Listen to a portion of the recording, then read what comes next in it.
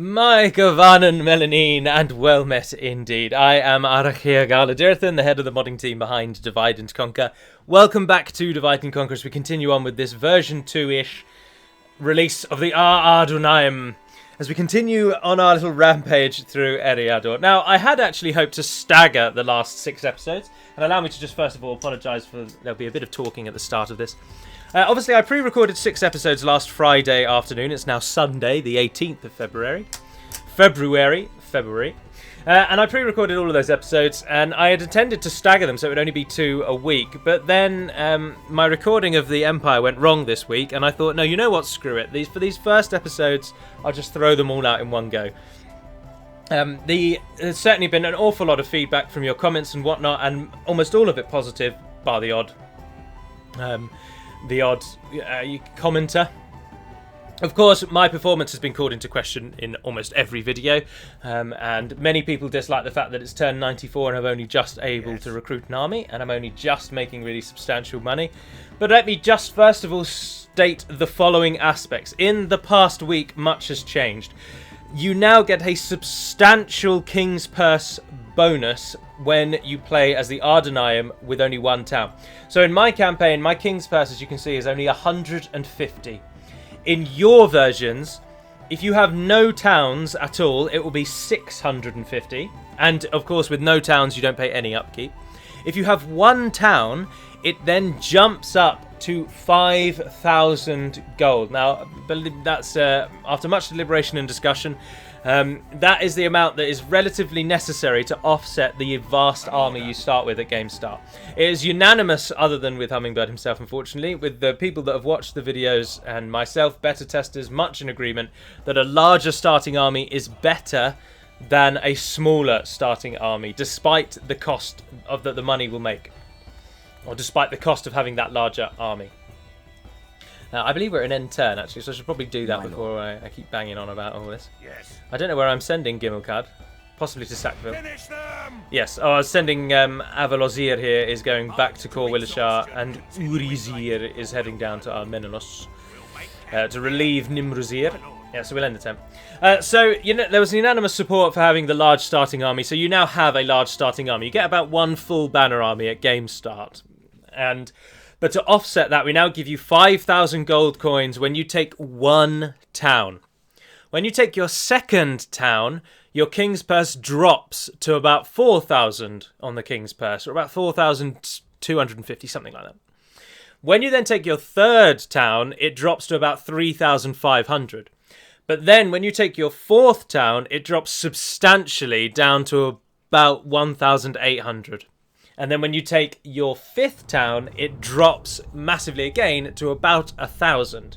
And then once you take your 6th town, so you have more than 5 towns, it then finally settles on 650, which it stays at for the rest of the campaign.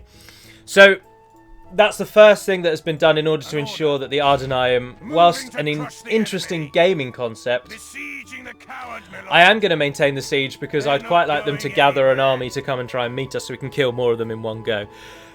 Oh, the Kingdom of Rohan has been destroyed. 95 turns in, Jesus. What was I actually just saying? It's completely gone out of my head. That's so frustrating when that happens. The early game. So now you've got your starting army and you've got enough money to counter the size of that army, but it decreases as you take certain stages. So whilst the Adûnâim campaign is unique, it won't feel boring in that it takes 80 turns to get troops. Now, that was certainly one of the more common comments over the past 6 episodes. Oh, first of all, let me just say this is a comment that I will single you out for because you're such a faithful follower. Wolferson28, you can rest assured I won't do many of these mass recordings, if ever. I like to record the first sort of 4 episodes of a series in one big go because that's when you've got the most desire and oomph to play the campaign, if you will. So I like to do that starting campaign. I do those as a bulk recording, just so that I've got them done. I know what how the starting is going to progress. Also, because in this instance, for example, I got a lot of comments saying in like the 3rd episode, like, oh, you've already lost. Like, this campaign is utter garbage. There's no way you're going to turn this around. But I'd already recorded up to this point and knew that, in fact, I survive and managed to make an army and everything goes well. So it gave me at least some defense against those kind of comments. But I won't do too many pre-recordings. Anyway, so back to the Ardent Iam. Another change that has come in that makes it now substantially easier in the earlier game potentially, is not visible until we go to Bregost. The conscription camp. The conscription camp is still restricted to the certain areas, but it now gives 250 gold, meaning it only takes 10 turns to pay itself off. And it no longer requires a culture requirement for anything that is not at least a medium or elite tier unit. Now, you don't really get very many elites, if any. And that obviously is a very subjective term. But the Eisenmach cavalry you can get from Dunland, for example, they now require Kingsmen culture. The men of the kings culture. Kingsmen. They now require that culture. Everything else you can train immediately. So if you landed, for example, in Londare or Suduri, rather than going up to Tharbad, you could build a conscription camp in Londare immediately and immediately train Enedwyth troops to support your army. Oh, Linden are going to come and attack me, aren't they? Just suddenly thought. End the turn again. So you've got at least a little bit of protection. You can actually throw some units out into the field. You don't have to wait 60, 70, 80 turns before you can train them. So that's another thing that has boosted the Adûnâim slightly. An additional change to the campaign, which doesn't affect the campaign's ease or anything like that, but is a very cool and nice feature. The three main family members are Gimilcad, Gimilzor and Gimilthon. They all now have unique battle models on the battle map. Now, none of them are present here because I really don't like to mod ongoing campaigns. But essentially the family members, they will all, when you're actually fighting the battle, they won't look like generic Ardent generals anymore. They will instead look unique. So Gimilthon looks much more like a ranger. Gimilzor fits a little more with his portrait, and Gimilcad looks very, very cool. Now, Gimilcad doesn't actually match his portrait, but the design that Hummingbird has gone for is awesome, and I fully support it. And you'll get, well, there's a new preview thread actually on Total War Center, which the Elite Dwarf has just created. Because I wasn't really updating the preview thread very often, and in order to actually get our works shown to the world, it was better that it was maintained by someone who would actually maintain it, which I was failing to do. So the Elite Dwarf has now created a new preview thread for everyone to see, and you can see Gimilcad and Gimilthon in that preview thread. Of course, the Divide and Conquer homepage is in the description of every video. You can go to Total War Center. You don't need an account to view anything. You can find it all there. We're about to be attacked by Linden. And then from that you can get to the preview thread, which is stickied, which means it's at the top of the page. Now I'm tempted to now attack Sackville so that we get rid of Paladin and those sellswords, because Captain Robbie is likely to not have too much going for him. So we will do that. Finish them! I appreciate that combining my generals into one single army substantially increases my chances of victories in battles, makes it much easier. But of course, in this one, the only rule I had is not to ally with anyone and not to accept any ceasefires for wars that I have begun. I'll take the snow. So in these ones, unfortunately, Gimilcad, Gimilthon, and Gimilzor all look like this gentleman. But in the version 2 now, if you were to play right now, they do look slightly different. Also, the generic general has been updated as well, so he no longer looks like that, which is very nice. Alrighty, we are going to try and shoot them. We haven't got very many archers. We'll give it the best that we can. And otherwise we're just going to walk in. Now we've got the Black Guards who throw javelins. The Azrazair Marines. Oh, they used to be called Corsair Black Guards, so they've changed their name. So I just realised by looking at that. Got the halberdiers. I'll take the mercenaries with you as well, actually. Oh, yeah. Those mercs. The rest of you can go the other side with the archers. Or if we can, I'd quite like to flank from all directions. You guys go over there. Blackguards, hold off for a moment. We'll send you in when our archers are finished. Now, the rangers are already dropping in on them. Unfortunately, the rangers have a slightly larger range than the Bandabras archers, so we can pepper the enemy with raw Numenorian fury. In go our archers. So basically we've just done a load of tweaks that make it easier now for the Ardent Iam to start anywhere. It was previously, even when I started this one, with the changes we had already then made to try and make it easier, the only place in the world where you'd really actually make money was Erebor, and that was purely because it had 2 gold mines. Everywhere else you'd basically lose money because you couldn't get anything free, you couldn't train anything, and your army cost so much you'd swiftly run out of money. So we've just countered that, really. Saraline mercs, happy to pay money, happy to be paid to come and slaughter these Bree-landers, and there they are, the Ardent Iam armsmen. All will perish as we spread. Oh, this gentleman has. Is that a tash? Is that his teeth? Why is that under his nose?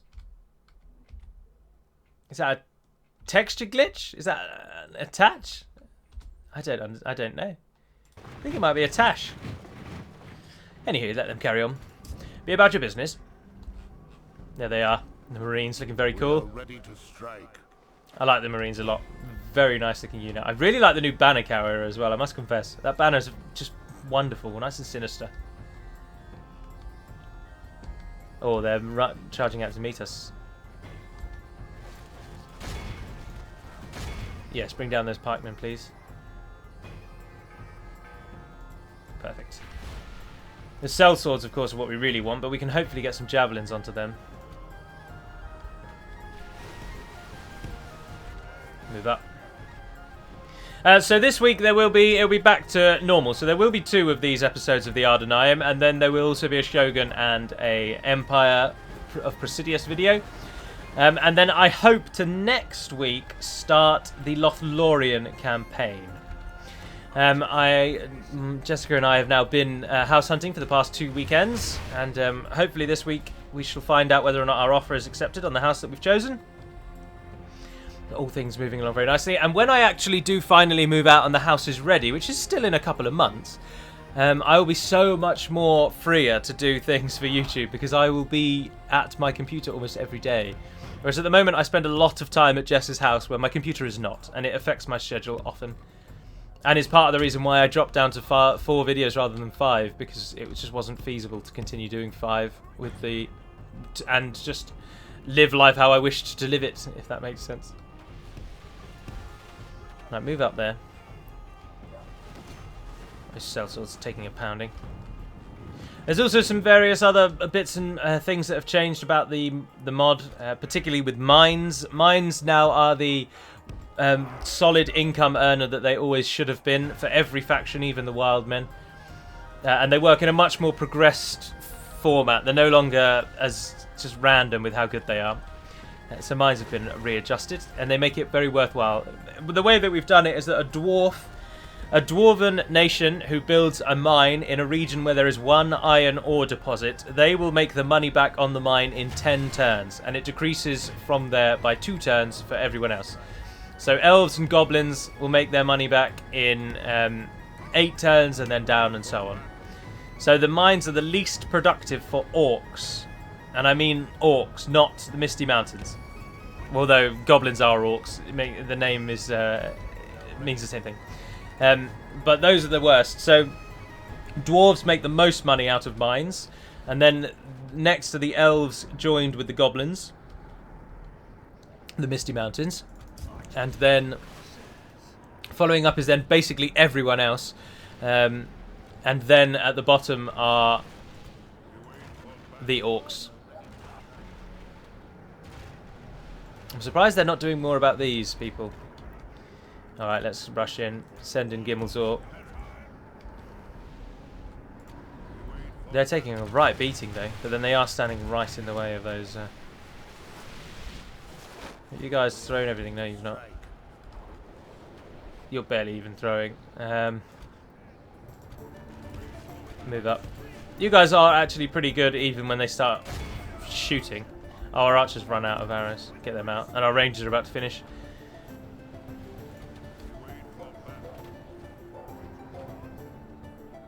Only half the enemy force And now we've got the remains. Banderas archers engaged. If we continue You go like in and this, we will assist. smash the enemy. Drop more spears. Javelins down on those sail swords. The pikemen are down to only 36.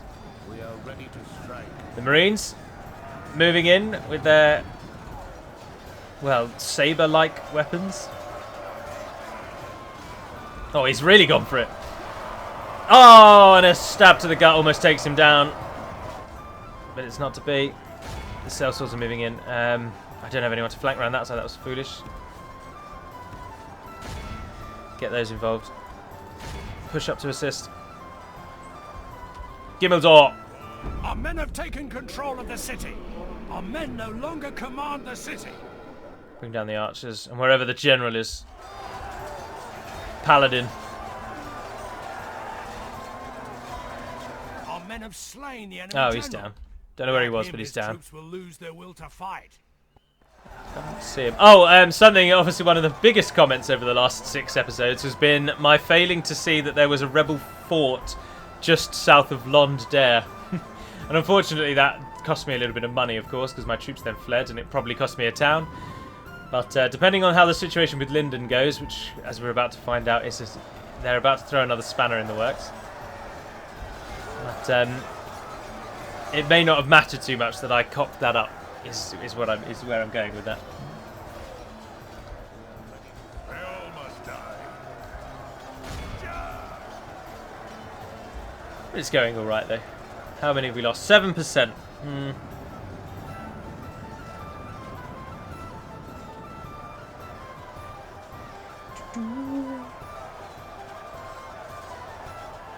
Reading through the comments has been a very interesting affair for me over these past few weeks. Particularly one of the most common comments for the past 2 videos has been my lack of understanding of how the financial scroll apparently works. People very keen to inform me how that works, so thank you very much for that. I've opted to not bother to try and understand how it works and just ignore it. So I'll open it every now and then for your benefit. I'm not interested. If we make money, we make money. If we don't, we don't. I'm very casual, unfortunately. Very casual indeed. I should say that the Linden episode, or the Lothlorien, episode that will start, I say next week. It's the 18th of February at the moment. I shall record it next weekend. So getting on for the end of February. That will be a no alliances or a total war campaign of Lothlorien. This is a clear victory. 139 fell. Most kills go to 131.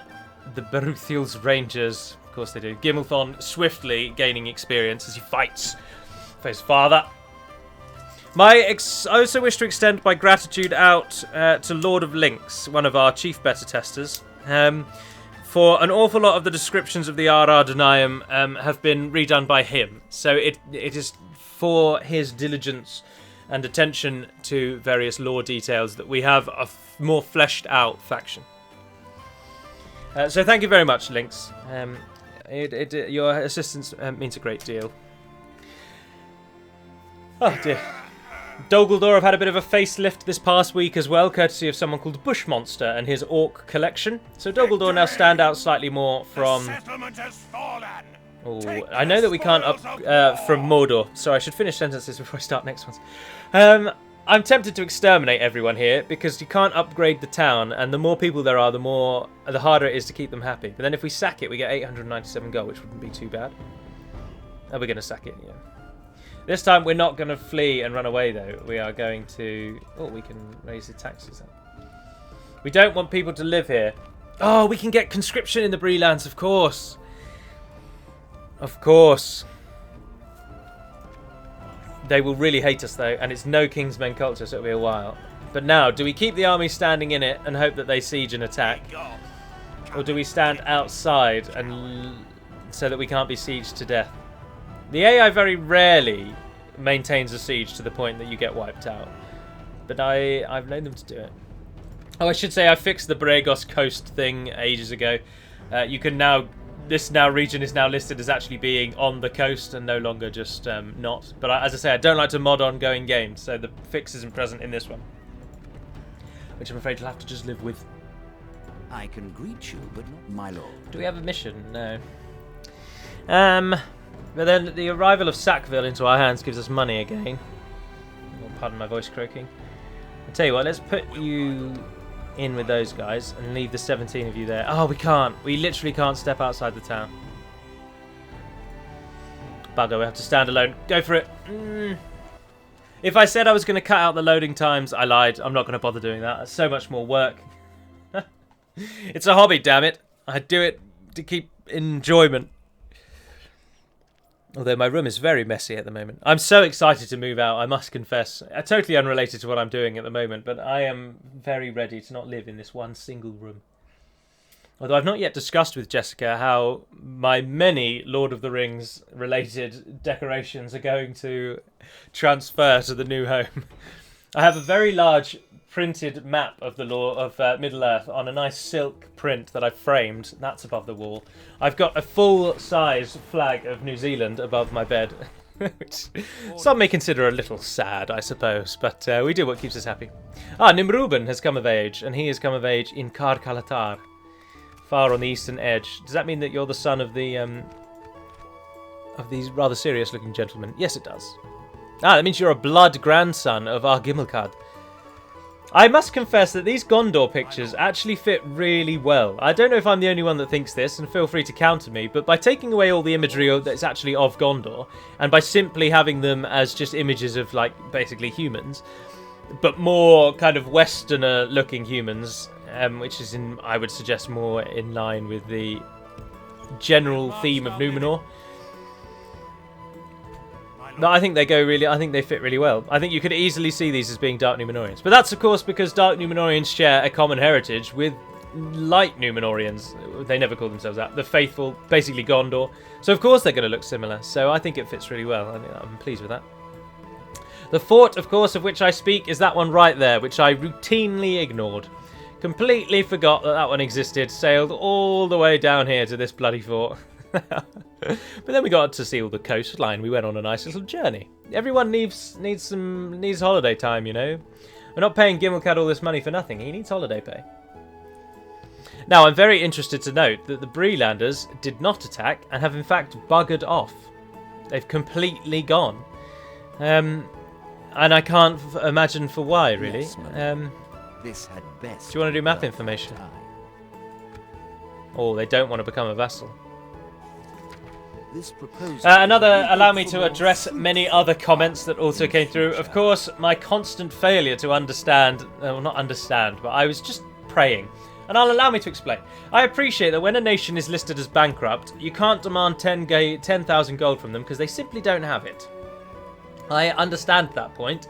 I am in agreement. However, I am almost certain in my head, and apparently maybe I am just wrong, but in my mind, I was fairly certain that I had made such an outrageous offer in the past, and it had been accepted even by a bankrupt nation. Oh, there's Captain Robbie. He's gone over there. Drop the tax rate down. They'll like you a bit more when you do that. So I was just chancing my arm because I was fairly certain that I could pull off the demand of money when they're bankrupt. But of course, you can't. And as many people have now pointed out, the actual numbers of bankruptcy, if they are bankrupt, they can't really offer you anything more than 1,000 gold. So you can ask for maybe 500 gold for 10 turns, and they might go for that.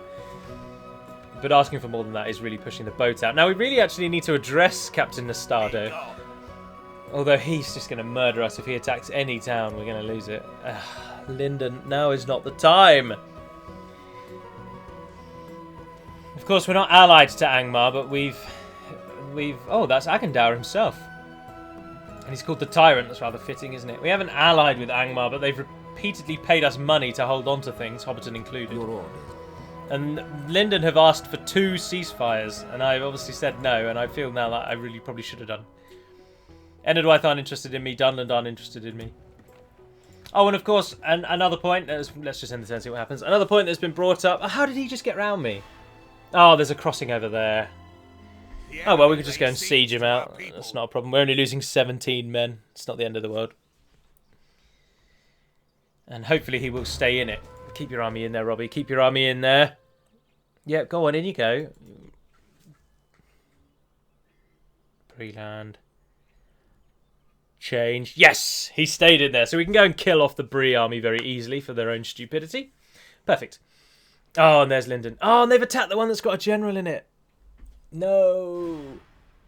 No. I was talking about something else then, and I've totally forgotten what it was. We're besieged. Oh, that's frustrating. Enedwyth went to war with Bree because of the script that I spoke of very in passing in one of the earlier episodes. And that's why they suddenly went to war, even though they didn't even share a land border. It will be an honor defeating you. What the bloody hell is happening here? Corwillishire has been besieged by the Grey Havens of London. Orders. Nimruben, divert to Matraith. I respect you, my enemy. Support Gimil Zagar, who is very well probably your uncle. No, he's your cousin. Stand together. It's cool having a family tree who are actually all family. Although isn't one of these adopted, I think. No, actually, I deny all adoptions, don't I? Marriages, yes, of course. Kalimetar married into the family, and as did Kalatar the Respected. Where is Kalatar the Respected? Holding Royal Tharbad, isn't he? No, fool. Send your emissary to me. Oh, hello. It will be an honor defeating you. Will the Good. Samwise Gamgee's making his way down. They're really going for it, aren't they? Like, get Sackville back, get that army killed off. We're not going to assault. We're going to besiege and wait and make them make the move. Who is in Corwillishire? Nimruzir, who are you in relation to the family tree? Ah, you're the eldest grandchild. Then much rests upon you. I can't bring anyone over to support. Oh, you're not going to win. You are going to die. I am sorry to say it, but you are going to die. And with the loss of that town, we're again losing money. Trying to get a practice range. Probably not the best course of action at the moment.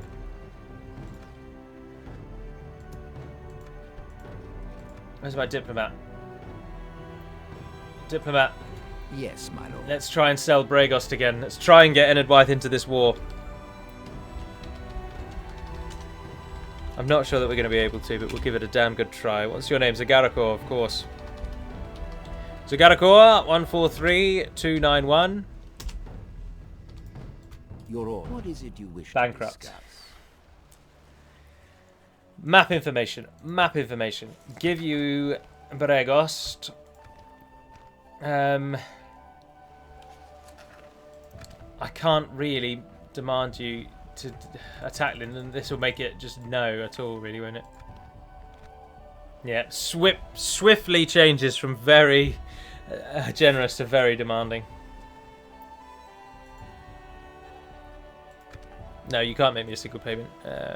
Regular tribute. I want 750 gold coins, and I want it for the next 12 turns. 112 turns, apparently. No, let's go 15 turns. Yeah, that's balanced. I do not believe I'm able to accept. Well, that seemed fruitful. Farewell. That would have given me an extra 250 per turn on Bragost. Never got those mines up before we started losing money again. See, the income at the moment is only 120 from iron. One iron resource here. The income in future will be substantially better. The mine will cost 4,500, but you'll get a lot more for your money. We're going to lose that in town, but we might be able to win it back if Gimilcad takes Sackville and heads south. But then with Bree-land are really coming for us now, aren't they? And Angmar don't seem to be piling on the pressure. I think Bree will rise up and we'll have a fight. Yes, there we go. Captain Drogo has come down from Deep Hallow to support. And he brings sellswords. They've got so many. Of course, they sided with the Mercs, didn't they? Sellswords are far more readily available for them now. And they've even got some gatekeepers in that army, which is pretty good. And Captain Art is hobbits. He's got 2 units of Watchmen. Watchman Axe Guard there as well. And Watchman Bow Guard. No militia, though. No militia units.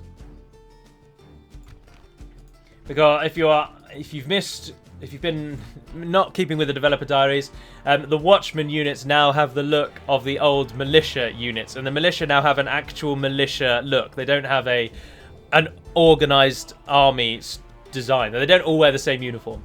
They don't look uniform is the best version for it. So when you see this portrait now, it means that they're actually Bree's middle tier units. They're no longer their lower tier units, which means this battle will actually be a challenge.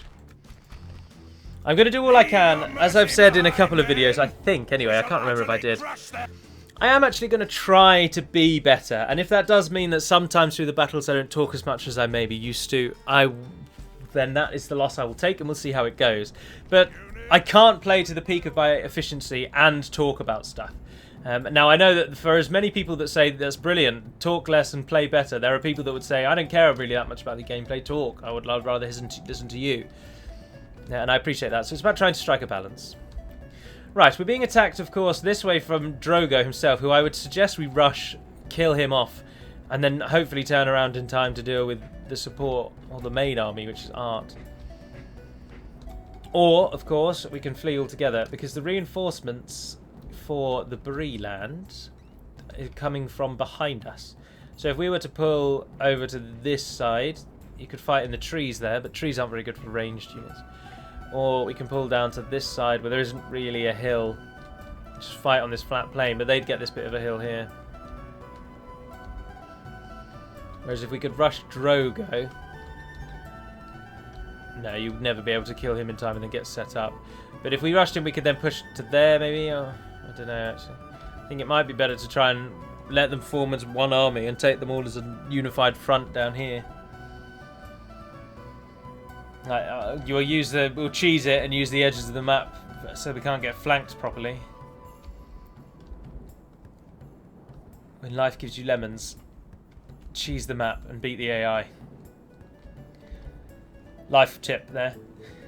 That's what we're going to do. We're going to the corner. Run! The enemy are bringing in reinforcements. Alrighty. Marines. Lines across the back. Stand your ground, men. I tell you what, actually, yeah, do go wider. Oh, that means we have to really spread them out. We haven't got enough archers to really make archers all that worthwhile, so...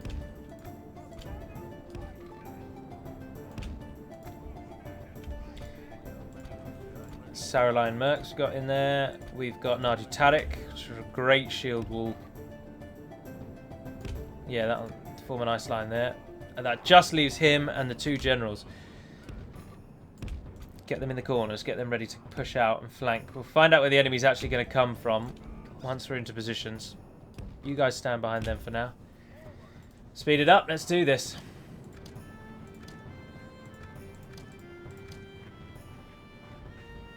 The battle timer, of course, remains on. It's on them to get to us. Nadi Tariq! Nadi Tariq, you stand as the formation's finest warriors. You must show these mercenaries and first-year fighters what it means to be an embattered, bold, and experienced battalion of men.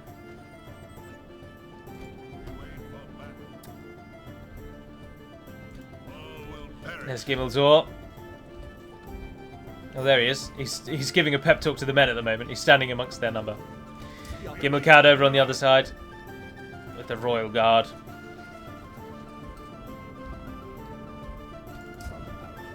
There's Gimmelthon. Here they come. Right, so the main army's coming in first.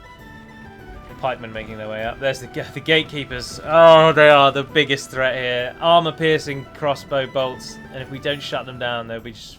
Oh, the sellswords are... There's only 14. And he's their captain. And the other army's coming in from that flank. Gatekeepers do not skirmish. The rest of the army is not really big enough to worry about. So let's try and shut these bastards down before it gets too dangerous. Crossbow units do not skirmish. They will stand there and take it when we get nearby. So that's what we're going to do. Send in the armor piercing. Come on, savages. Get in there before they get their next shots off. Excellent, excellent, excellent. Just as Gimmelcad arrives in the flank. Send support out. Break the line for the moment. The support is... We just need to kill these units off. If we continue like this, we will smash the enemy. Support the savages. Go, go, go, go, go. Getting in on the flank there. Ah, the sellsword general captain has broken through. I'm not bothered about 10 sellswords or however many there are. It's these gatekeepers we've got to drop. I'm fairly certain the gatekeepers are armor piercing with their first and secondary weapons. You guys stop firing. I'm not interested in their archers. Although we're going to lose quite a few Ezra Zaire. The enemy is coming from that hilltop.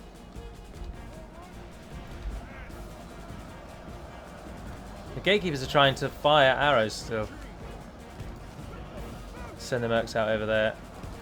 Only half the enemy force remains. Right, we got them, we got them. Come out times 6. Pull back, pull back, pull back, pull back, pull back, pull back. Pull back into a line. You guys are free to return fire again. Right, we got them now. I won't bother with the Nadu Tariq in the line, actually. Get everybody to turn and face like that. Or we can bring the line way further back. Take the hill out of the equation. Get them there. Get the Azra Zaire across the back. Move the archers there. Either goes there. Gimel Thor, Gimel Kad. You're going over there with the savages. We've still got one unit unaccounted for. The Nadu Tariq. Nadu Tariq, go and shut down those gatekeepers.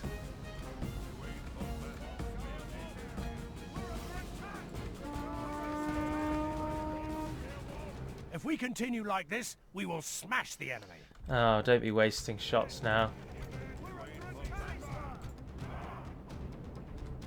Right, the enemy is flanking.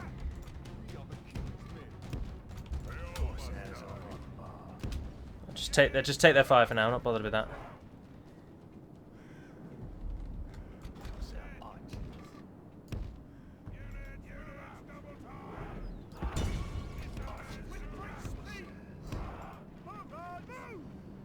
Oh, are they charging in? Well, if they want to fight us like that, then we'll let them. Morons. We've lost 22%. Probably a lot more than we actually needed. Almost entirely from the Zaire.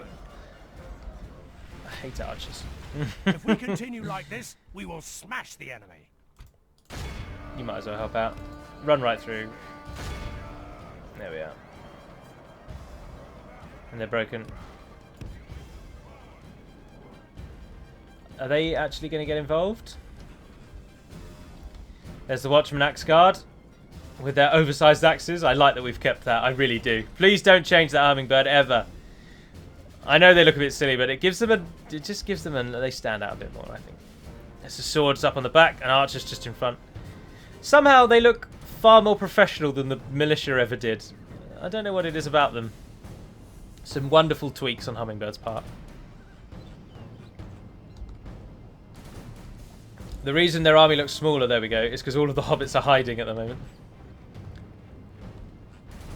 They have got a lot of stone throwers. We're going to have to wait. You're going to have to hold this line.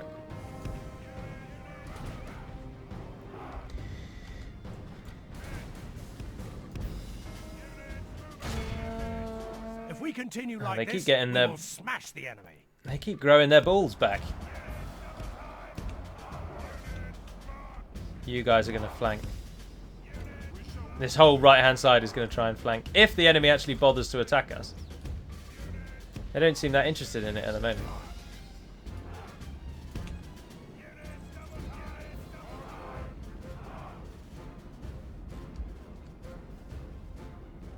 Oh, here they come. No, they've stopped again. It seems every time the reinforcing army gets the guts back. Take the banner carrier down. There we go. Surely they're going to stay away this time. Although apparently, according to that, their captain is still alive. We are ready to strike. Good tidings. The enemy's general lies dead. Behold how our cowardly foe runs. It's time that to was press the attack. What have I just witnessed? What was he doing? He's standing there 2 meters in front of us shouting at us. You dirty bastards! Right, here they come. No, they're still not going for the bait. Well, I'm happy to sit here and wait for the time to go, lads. I've got the next 2 minutes free. How have you about yourselves?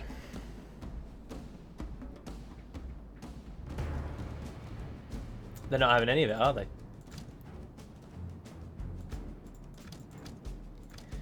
Right, I'll cut this out then, and if they actually start the fight, I'll turn it back on. Otherwise, I'll see you at the end of the battle.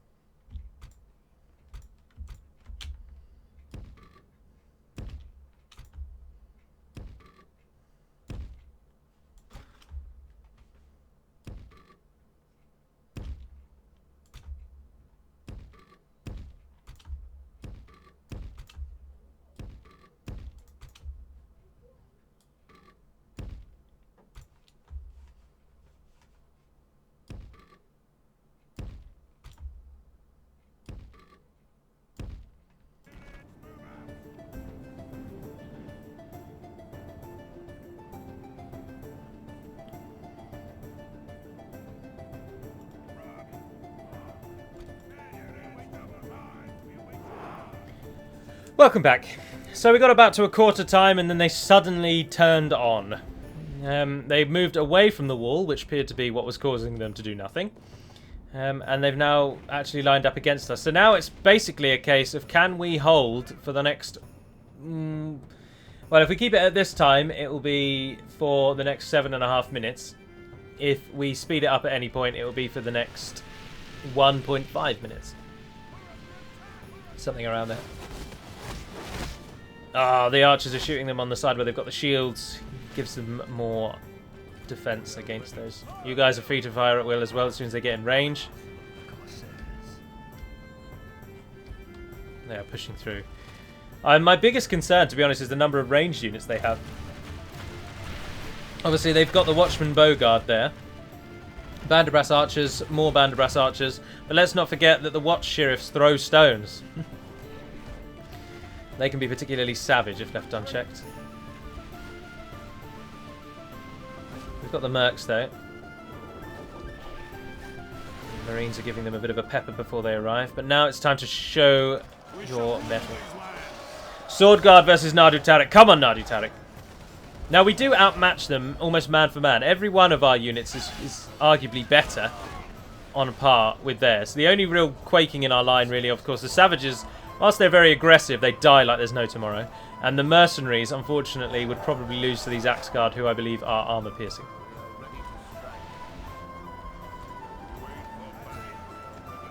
Please continue to throw.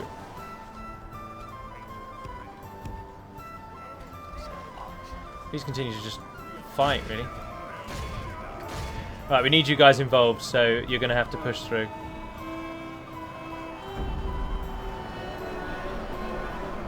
We need those pikemen to be... No one is on defensive mode anymore. You feel free to push into the enemies. Oh, you guys are finished. Or try and push through that gap there. Yeah, there we are. That's lovely. The cavalry's trying to find a way to flank and they can't get through. Savages are assisting. We've lost a lot of Marines. That's where most of our death toll has come so far. Oh, he just got a javelin in the back of the head as he was running away. Cowardly hobbits. There really is their range capability here. We could kill the front line, but I don't think it's going to help us much. Oh, our Serpent Elixir is active. Oh, those Sword Guard are getting pounded into the dust. There's the cavalry going. Really trying to flank us. Good job we've got Gimmelcad on this side. Those spears will make mincemeat of the merchant cav. Oh, and the farmhand pikemen have shown their true colours. Faced with overwhelming odds and attacks on all sides, they swiftly go down, losing the benefit of their pikes, which is wonderful. Let's not be morons about this, as was here. We have, however, broken. Have you guys finished firing? No, you've not. Ah, but they're winning out on that right-hand side. Right. Get Gimmelcad in against those cavalry. Bring down that hobbitry in arms. It's just this mass of units that shoot things. I suppose we could just chase them for the rest of the game, couldn't we? And then they'll never stop to shoot us because they'll constantly be running away.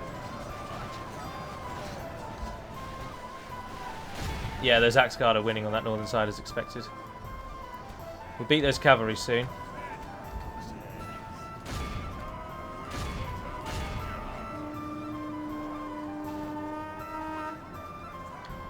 Cavalry's running. Right. Gimmelcad. I choose you. We've got mass routing.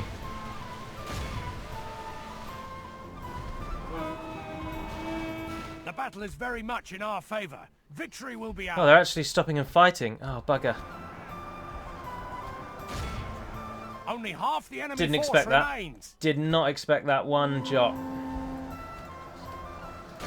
Who's this fighting over here? The Sword Guard is still going. We're going to lose so many troops for this battle. But it is a very pivotal one. This is a large Bree-land army. Gimmeltor. Come on, I want you out. Those watch guards can deal with themselves. Get involved over there. The enemy general. Ah, yes. Without him, his troops will lose their will to fight. Now go out, go out. Go out and spread the good word, men. There we are, we're getting routing.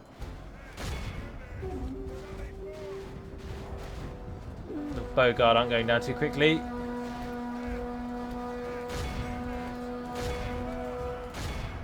There they go. We pushed them to the edge. We have of course won, and as soon as these sheriffs go down, it's over.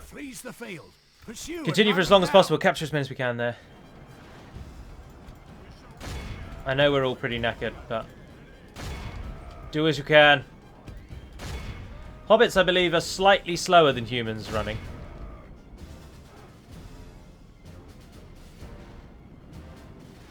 We'll try and capture as many as we can. Oh, this guy's really going for it. Oh, he literally is the last of his battalion alive. Just picking off the hobbits. Look at him. Every time he bumps into one, it goes down. There he goes. And I'll have you. And I'll have you there. Trying to run away from me, you little buggers. Come back here. You. Oh, we missed that one, though, even though he prodded him in the head a couple of times. Apparently the timer's up, but we haven't won yet. Just waiting on these last few to get out. Oh, you've got him, you've got him. Oh, come on. There we go. Down he goes. And the last few hobbits make the break. And it's over. Our foe is utterly vanquished. Yes! Let all who remember this day remember it as the day of our most glorious victory. The Natu Tariq are monsters. Utter monsters. Armor piercing, incredibly high defense. You cannot stop these people from fighting. They have chosen their paths. They are aware of their utter superiority. A glorious victory ensues. I tell you what I will try and remember to do is to cut out at least these bits. Loading back to the campaign map. Although I say that, I mean, that must have been, what, like 20 seconds? Nah, just skip along. 2,187 gold coins we would get if we were to ransom these people back. Now, I know that the Bree-land is particularly wealthy, but this is one of those cases where would 2,000 gold help us enough that we can... No, it would only help us if we could replenish our army, and we can't. So these people are going to have to die.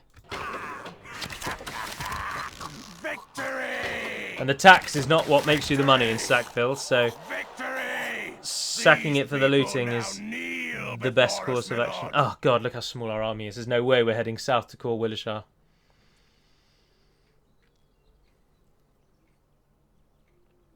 Bugger. Oh no. Nestado, what do you bring? What have we got? 1 unit. It's not even really worth it. I'm tempted to auto-resolve and accept the death because those 2 units alone are going to smash us. Effective against armor with an 11 attack. Those people will shred Nimrazir's army. That is a guaranteed loss, I'm afraid. We'll accept the defeat. Our first family member perishes at the hands of the elves. Ancient and bitter rivals of the Adûnâim. And unfortunately, they now border us right in our heartlands. The only way that any nation really has a chance to beat the elves is the fact that you can train troops faster than they can. Elven units, 1 for 1, along with dwarven units, are better than everyone else. Pretty much, as a sweeping statement, is fairly accurate. However, if you can outnumber the buggers, you can hope for a victory. Oh, we can get an armor upgrade here. We've got money! I just realised. Keep the tax rate normal. We've got enough money to even build a watchtower. Gimmelcon, get me a tower over there. Nothing shall escape your notice in these. Gimmelzor, Yes, my lord. I trust you on your own. Get me a tower right on that border there with Mitchell Delving. Oh, you can This go north and get me tower another will one. Keep vigil over the lands. This tower will keep vigil over the lands. They have West March as well, but they now border us obviously quite substantial. We're going to need to really start chucking units at it if we've actually got a substantial amount of money. By your command, my lord. Get to Yes. our Menelaus. Both of those. We need troops. We need them now. That famous now speech. I respect you. Now! Yes, my lord. We can go no further, my lord. An order. Sorry, that doesn't make sense to many, I should imagine. Yes. Yes. But if it makes sense to you, then chuckle along as well. The and enemy finds enjoy us yourselves. here, it won't be to their liking. Yes. Retreat. Your order. This is why you want the Shire. You can't upgrade these towns, and they train basically nothing, but by God are they wealthy. The wealthiest region in the game, I can say with some surety, in your version 2 when it releases, will be Khazad-dûm. Because Mithril is now the single most wealthiest resource by an absolute mile, and if they have managed to build the mine and you take it when the mine is present, you get that Mithril, and good God will you be appreciative of that. But equally, Moria has a gold mine, which is a very wealthy resource now. After Mithril, it is the best resource, gold, but it's hard to come by. Otherwise we'd all have it. Argon's not very happy with us, but they're training that they'll have an army in there in one turn. So before they've even had a chance to hate us, they've got more troops. Let's ship you guys out as well. Get everybody over to our Menelaus. We need to just... Make camp here. I could do with getting an army here so that we can free up Kalimetar as well. We need generals. Try and train an army there as well. But for now, that is going to conclude this episode because I think it might be an hour long and I was aiming for 35 minutes. Terrible timekeeping. I'm just really enjoying this campaign. It's so much more fun to have a proper challenge. I still feel confident that I can win, but it depends if Dunland or Enedwaith attack us. I'll tell you what, once we reach 100 turns in, I'll have a look at the world for you. But for now, that's going to conclude this one. So thank you very much for watching, if indeed you have. Thank you for your ongoing support. Especially through this particularly trying time at the moment. I should state, obviously many of you may be aware that YouTube obviously makes me a little bit of money from you all watching the adverts. But unfortunately, owing to YouTube's ad apocalypse, I haven't made any money for 5 weeks. And So I've been ploughing on through, and at the very moment, of course, when I'm just moving into a new home and I'm going to have to furnish said home, I am going to really miss those 5 weeks of income. And I've requested support from the YouTube support team, and they've not supported me. I'll tell you what, let's end the turn one more time. And they've sent me nothing through. They gave me a stock reply saying, sorry, everyone's in trouble really at the moment, just have to like it or lump it, which is massively paraphrasing what they say. But it's just annoying, of course. I don't come to rely on YouTube's money. I have a real job, as many of you know. I'm a trainee solicitor. And but trainees, unfortunately, don't make very much. And the YouTube money was very helpful. I don't obviously plug the fact that I make any money on YouTube. I don't request any money or anything. I've just merely thought it might be interesting for you all in the ongoing adpocalypse to learn that even small channels such as myself have been affected like the larger ones. And it is indeed, it's 5 weeks and 2 days since my channel has been under review, because I requested monetization again when I briefly joined a network, you see, and then I left the network, and unfortunately because of YouTube's new rules I then had to be reviewed, and they have taken 5 weeks to submit that review, and I don't know when I'm going to see any increase, which is a shame. Because I'd really like to furnish my house. But of course, I'm not going to be destitute or anything, so I'm not seeking your pity, I'm merely just informing you. But for now, that really will end the episode, and I will start the next episode with a toggle fog of war. So until we speak again, dear friends, Navar na den perimad melunin, and farewell.